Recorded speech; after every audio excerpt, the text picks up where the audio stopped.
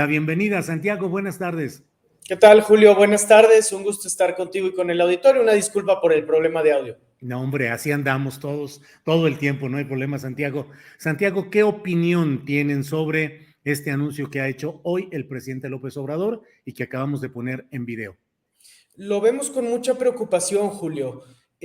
Hay que hacer un poco de memoria de lo que ha ocurrido en este tema para saber por qué es preocupante. Cuando empezó esta administración, se anunció la creación de la Guardia Nacional y para que las reformas que dieron origen a esta nueva corporación pasaran por el Senado de la República, se generó un acuerdo político conforme al cual se iba a preservar el carácter civil de la Guardia, la doctrina policial de la corporación, el mando civil también y sobre todo el hecho de que esta nueva policía iba a estar adscrita a la Secretaría de Seguridad Pública, de manera tal que se reformó la Constitución y que desde entonces, desde 2019, la Constitución expresamente dice que la Guardia Nacional va a estar adscrita a la Secretaría de Seguridad Pública.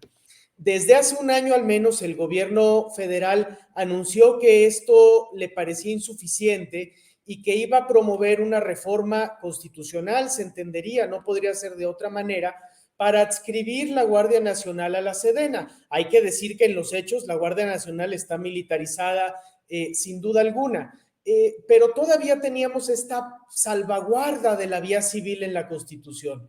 Y lo que hoy se ha anunciado es que no se buscaría más esa reforma constitucional o legal, o se seguiría buscando, pero para un momento posterior, de manera tal que en el Inter, vía decreto o acuerdo de la Administración Pública Federal, se entregaría la Guardia Nacional a la Sedena.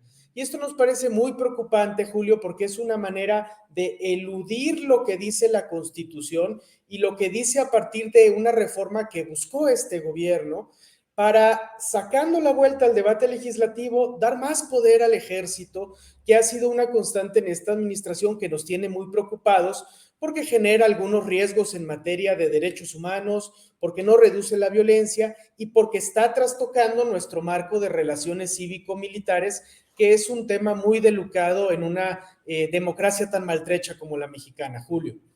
Santiago, dice el presidente de la República, lo ha dicho en otras ocasiones, que esta medida de pasar la Guardia Nacional a la Defensa Nacional es para evitar actos de corrupción como los que se vivieron con la Policía Federal.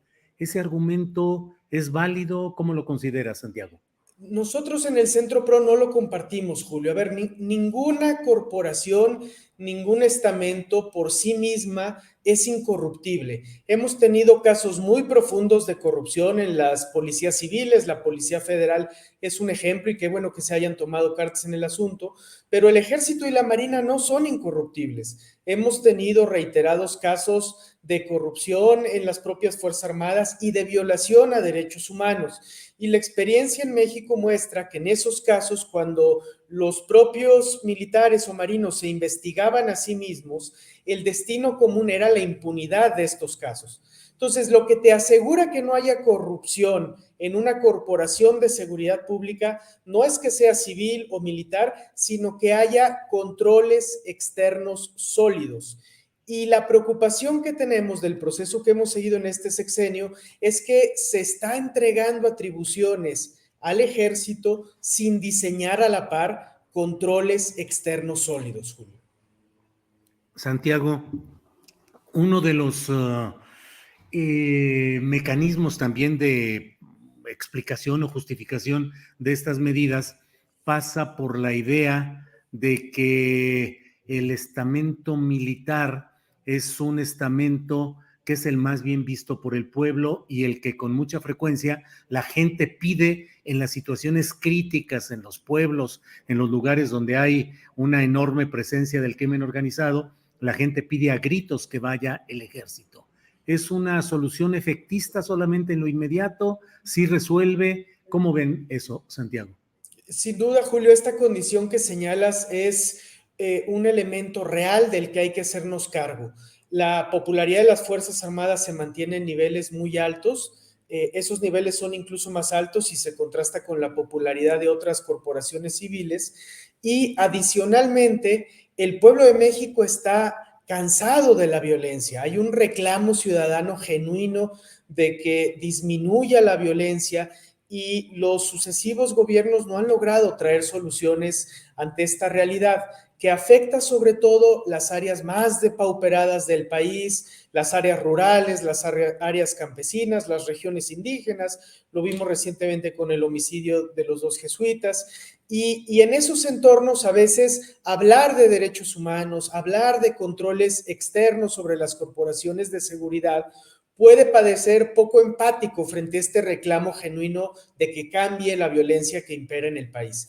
En el Centro PRO nos hacemos cargo de esa realidad, Julio, reconocemos que eso está ahí, pero también somos muy enfáticos en señalar que las medidas de mano dura o la militarización de la seguridad pública se pueden convertir, como lo señalas, en soluciones efectistas que satisfagan esa opinión pública, pero que en el largo plazo no solo no den resultados, sino que generen otros riesgos para nuestra frágil democracia como los que ahora tenemos al estar dando tanto poder y protagonismo a las Fuerzas Armadas. Debo subrayar, Julio, que en las Fuerzas Armadas hay desde luego hombres y mujeres honestos que hacen un servicio relevante al pueblo de México, pero debemos subrayar también que hay casos de violaciones a derechos humanos, casos de corrupción impunes y que este camino de cada vez más militarización no es el camino que esperábamos ni es el camino adecuado para México.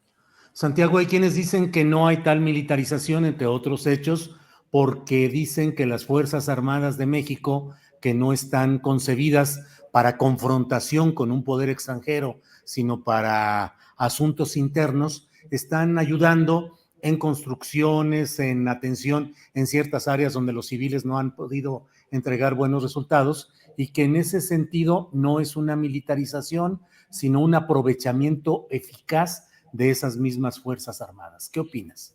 Así es, Julio, hemos escuchado ese argumento, respetamos mucho la perspectiva, no lo compartimos, creemos que en todo caso habría que abrir el debate y por eso también es preocupante este anuncio de la mañana, porque nos guste o no nos guste, el lugar para ese debate democrático es el poder legislativo.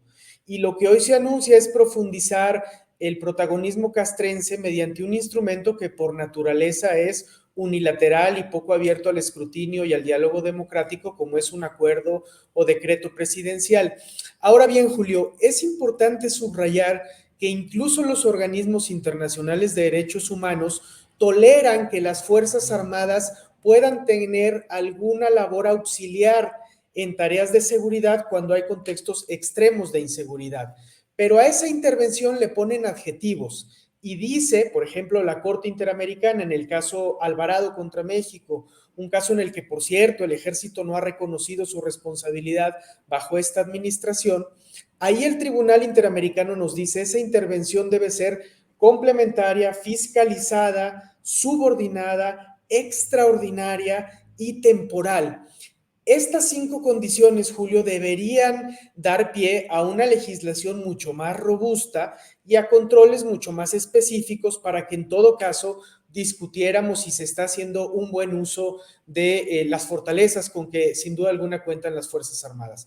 Lo que vemos es que estos requisitos no se han cumplido y eso, insisto, genera algunos problemas de los que es importante hablar y sobre los que quienes trabajamos en derechos humanos estamos obligados a señalarlos muy puntualmente como lo estamos haciendo ahora.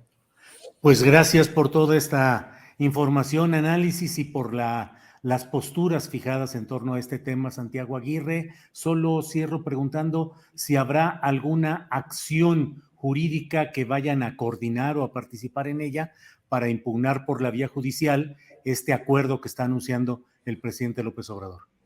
Sí, Julio, estamos muy atentos a lo que siga. Ojalá que no se confirme esta decisión, que nos parece ir por un camino errado y peligroso.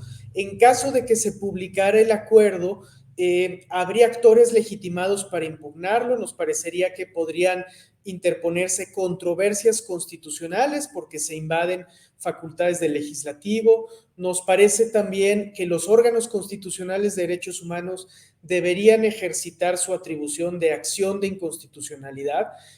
Lamentablemente la CNDH se ha autoconstreñido en el ejercicio de esta atribución, estima la actual administración que solo es procedente en casos de leyes y que un acuerdo, aunque sea una norma general, no sería una ley. Ojalá que revisen ese criterio, que es cuestionable desde una perspectiva integral de derechos humanos, y desde luego que cabría, Julio, que algunas organizaciones con interés jurídico y legítimo para cuestionar estas decisiones pudiesen explorar la vía de interponer juicios de amparo. Ahora, en este tema, Julio, seguramente no estaríamos llegando a este extremo si la Suprema Corte de Justicia de la Nación hubiese sido más diligente al dirimir los distintos conflictos jurídicos que han suscitado las reformas que hemos tenido en los últimos años en este tema de la militarización.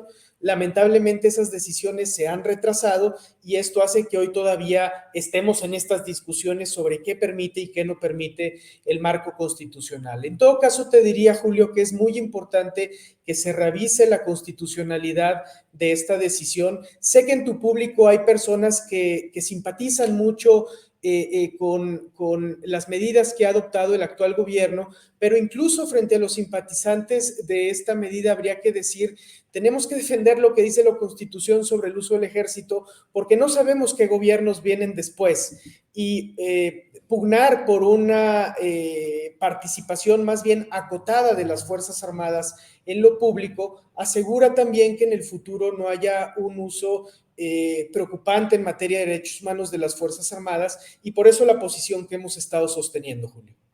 Santiago, te agradezco mucho esta explicación, esta intervención, y estaremos atentos a ver qué sigue en este tema. Muchas gracias por esta ocasión, Santiago. Con el mismo gusto de siempre, Julio. Muchas felicidades por el espacio. Un saludo. Al contrario, gracias.